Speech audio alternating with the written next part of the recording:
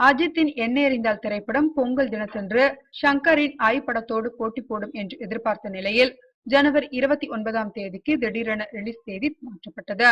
இந்த நிலையில் ஜனவரி 29ஆம் தேதி அஜித் படம் போட்டியின்றி சோலோவாக ரிலீஸ் ஆகும் என எதிர்பார்த்த நிலையில் தற்போது அஜித்துடன் மோத தயாராகிவிட்டார் சரத்குமார். சரத்குமார் நடிப்பில் உருவாகியுள்ள சண்டமருதம் திரைப்படம் எண்ணெய் எறிந்தால் பட ரிலீஸின் அடுத்த நாளான ஜனவரி 30ஆம் தேதி ரிலீஸ் ஆகும் என தெரிகிறது.